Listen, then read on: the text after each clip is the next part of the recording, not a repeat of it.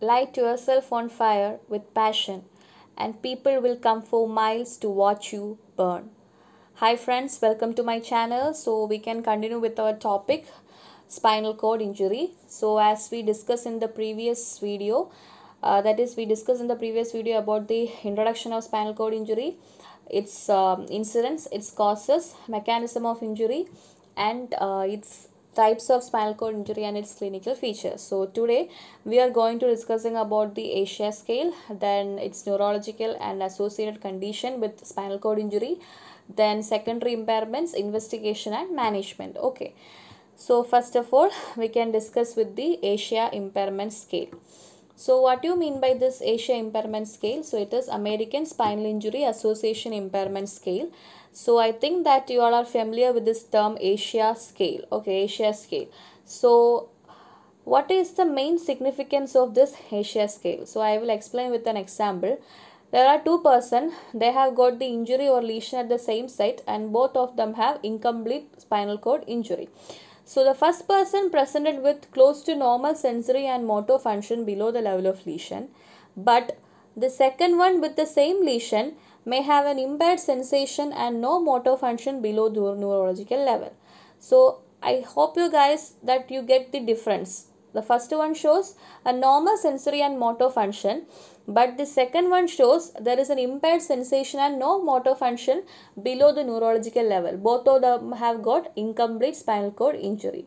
So here is the significance of ASIA scale comes. That is, it will tell the extent of spinal cord injury in a person. Okay, so that it can be easy to communicate the degree of motor and sensory inputs of an individuals with spinal cord injury. So this is, I think that it is clear that that is what is the significance of this ASIA impairment scale. So it can be divided into five different categories, that is A, B, C, D and E. Okay, A stands for complete injury, that is there will be no motor or sensory function is preserved in sacral segments S4 to S5. That is A. There is no motor as well as sensory function in preserved in sacral segments S4 and S5. Then second, B is incomplete. Here sensory but not motor function is preserved below the neurological level, and that includes this spinal segment, that is S4 and S5. Then C is also incomplete. Here the motor function is preserved below the neurological level and at least half of the key muscle below the neurological level has a muscle grade less than 3. That is important. Here the motor function is preserved below the neurological level and half of the key muscle, at least half of the key muscles below the neurological level has got a muscle grade less than 3. Then D also stands for incomplete. Here also the motor function is preserved below the neurological level and at least half of the key muscle below this neurological level has got a muscle grade 3 or more. Okay, here 3 or more. And E stands for normal, that is motor and sensory functions are normal. So this is the ASIA impairment scale. I think that you have cleared with you all are cleared with this topic, ASIA impairment scale. It has got 5 categories, that is first one A stands for complete, then B, C, D are 3 are incomplete and last one for normal. Okay. So this is the standard format or standard form for assessing this ASIA scale. So here we have to assess the sensory component, like that is the dermatome. We have to assess the dermatome, sensations from the cervical to the sacral region, and also we have to assess the muscle strength by using MMT. Okay. Then we are moving towards the next session, that is the neurological complications and associated conditions with the spinal cord injury. So what is the main thing that we have to say, that is after the spinal cord injury or the spinal cord injury will cause us some disturbances in the communication between the higher centers of the nervous system and the periphery. Okay, there will be some disturbances. So these disturbances or disruption will result in the loss of motor and sensory function as well as in some autonomic function. So that is the result of this neurological and associated complication. Okay, so first one we are discussing about spinal shock. Before going to the neurological condition, I want to say that this neurological condition associated with the spinal cord injury is very very important, that it can be individually asked for 4 mark or 8 mark questions. So I am not giving much detail in this slide because I am planning to upload this individual neurological complication as a separate video in upcoming days. Okay.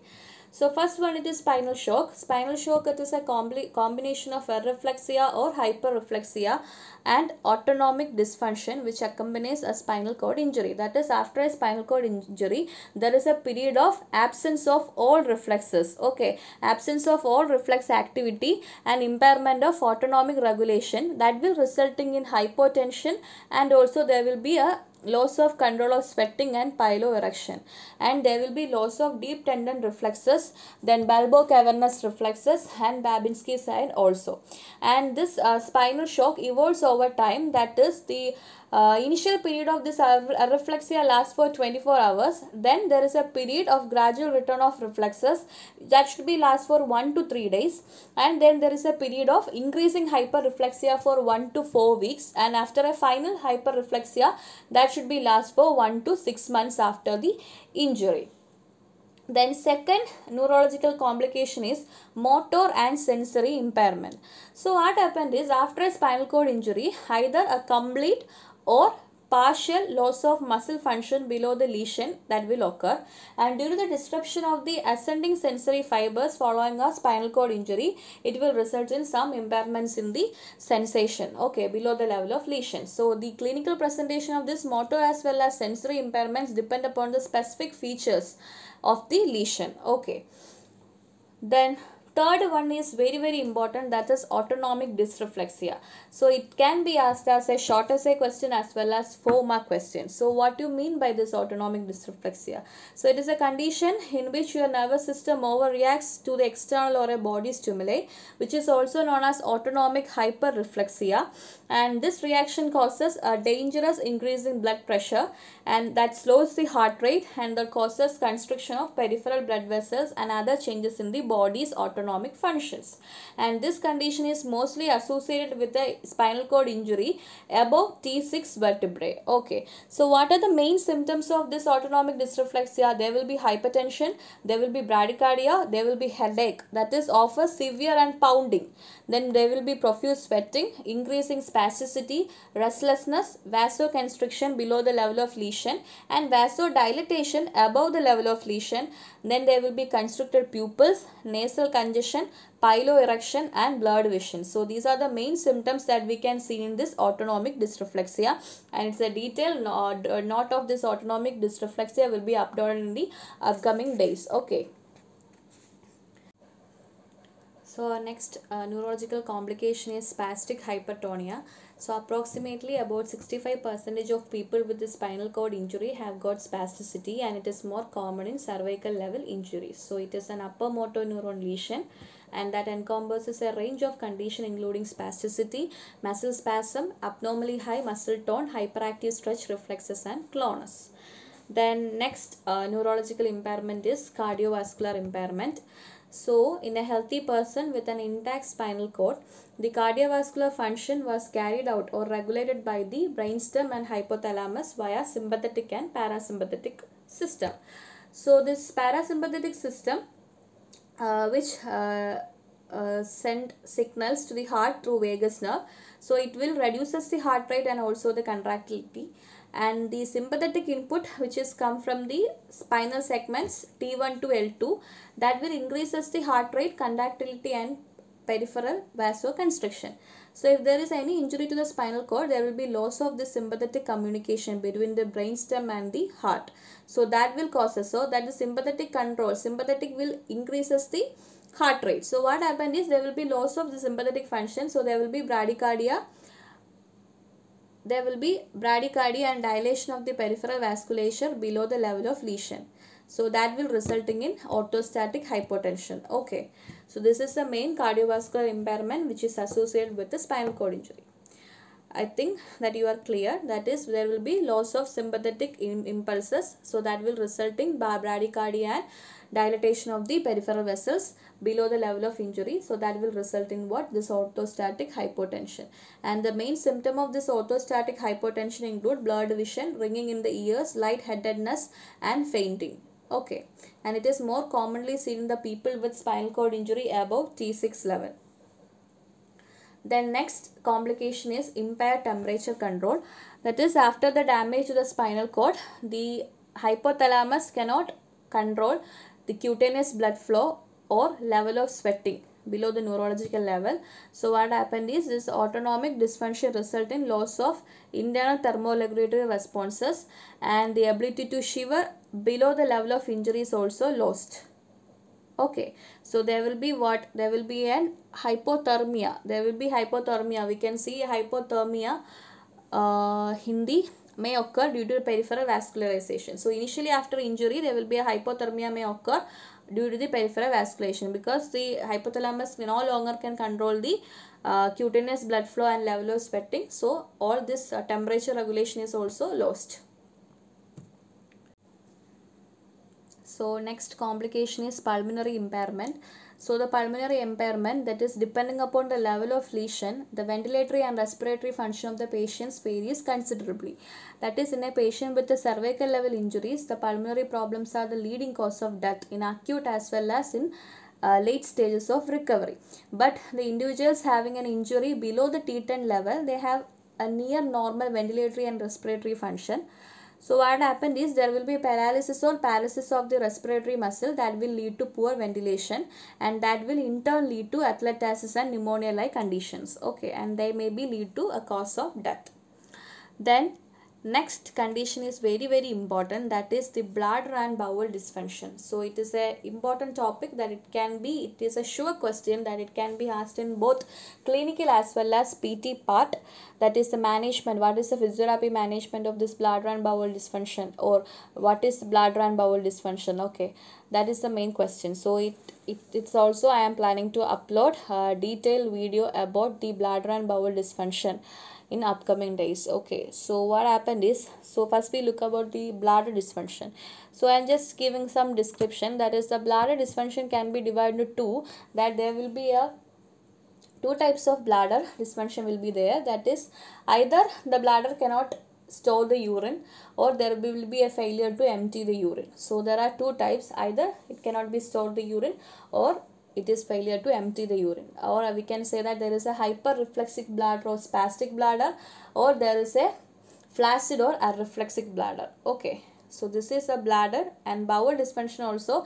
Here also what happened is there will be a flaccid or areflexic bowel, and there is a spastic or reflexic bowel, and that spastic one is upper motor neuron lesion, and this flaccid one is lower motor neuron lesion. Okay, so this is the two types of bladder and bowel that we can see after a spinal cord injury. So it can be discussed in later, and I am uploading videos in upcoming days. Okay. Then sexual arousal. Sexual arousal, it can be affected both male and female, but males are most severely affected. That is, it may be lead to what? Impotence. That is, the erection will be affected. Erectile capacity will be affected. And in female responses means, in the case of female, they are not severely affected because some problems in the menstrual cycles are there, as well as, and due to this there will be some infections like urinary tract infection, anemia, deep vein thrombosis, etc. we can see in this. Okay, so this is the neurological complication which is associated with the spinal cord injury. So next one is secondary impairment which is associated with spinal cord injury, that is long-term complication.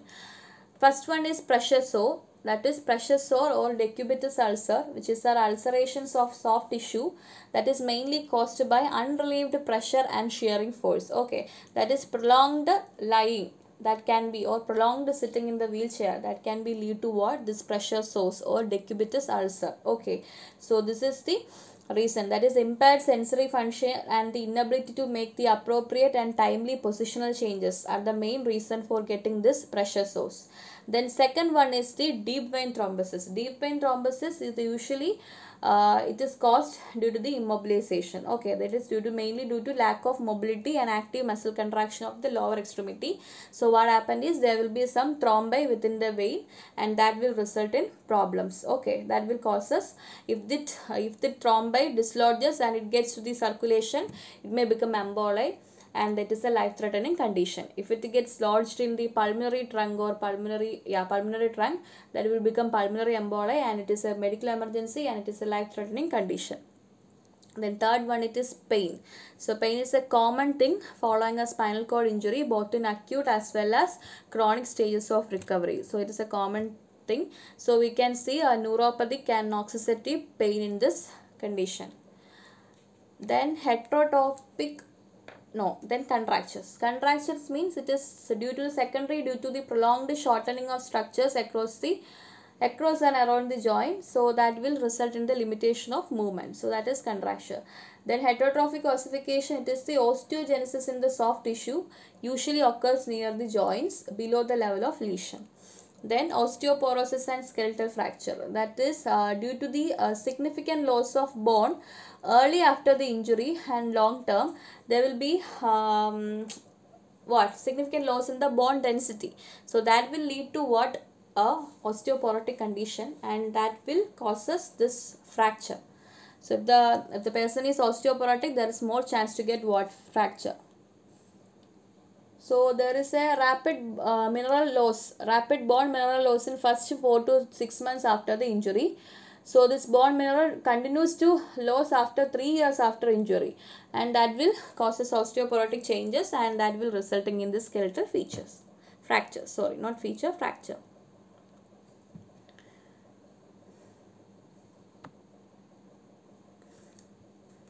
Then investigation. So investigation mainly, first of all, we have to physically examine the patient, then neurological assessment, and then imaging studies. So what are the imaging studies we can give? That is X-rays, computerized tomography scan, that is CT scan, and magnetic resonance imaging. So this imaging studies will revealing the site of injury and what type of injury is it, okay, and how this injuries happened. That is the main investigation. Okay, then management. So management, first of all, we have to understand that unfortunately there is no way to reverse the changes to the spinal cord. So in the meantime, the treatment focuses to prevent the further injury and empowering the people with spinal cord injury to return to an active and productive life. So following an acute spinal cord injury, the patient is immobilized and transferred to a trauma center. So at that trauma center, the emergency personnel will receive the patient and immobilize the spine as gently and quickly as possible using a rigid neck collar and rigid carrying board. So what are the things that we do in early stages of treatment? So first one, it is maintaining the ability to breathe. That is the first one. The emergency room doctor focuses on maintaining the ability of breath, then preventing shock. It's very important. Then immobilizing the neck to prevent further spinal cord damage. It is also very important. Then avoid possible complications such as stool or urine retention, respiratory or cardiovascular difficulty, and formation of deep vein clots in the extremities. Okay. So this is the early or acute stages of treatment. So recent study says that we are acute medical management also included. So we are to administrate the methylprednisolone.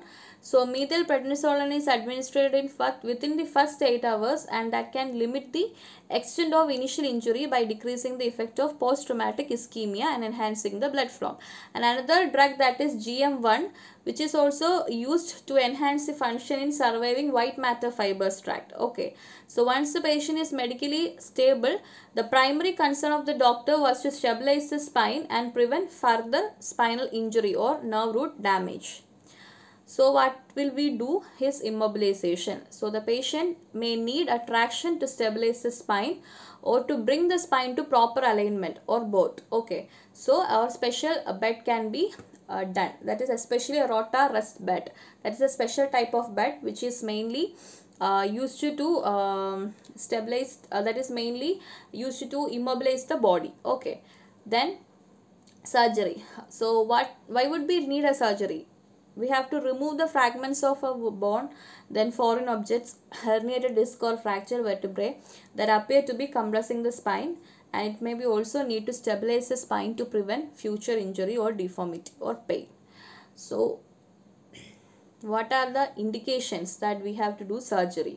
First one, we have to restore the alignment of bony vertebral structures, and we have to decompress the neural tissue, and third one, to stabilize the spine by the fusion of instrumentation, and the fourth one, we have to allow earlier opportunities for mobilization. So this is the main thing, that is surgery is indicated. And after this acute stage management, there will be rehabilitation start. So rehabilitation is with several medical teams, that is including physiotherapy, occupational therapy, speech therapist, recreational therapist, all the physician, doctors, etc. So what happened is, there will be medication should be provided in the later stage to to keep the vital signs stable, to reduces the BP, like that. Okay, we have to give medication, and otherwise our rehabilitation process starts, because we have to make the patient back to his normal life. Okay, so this is the end of the second part. So if you have any doubts or comments, let me know in your comment box. Thank you.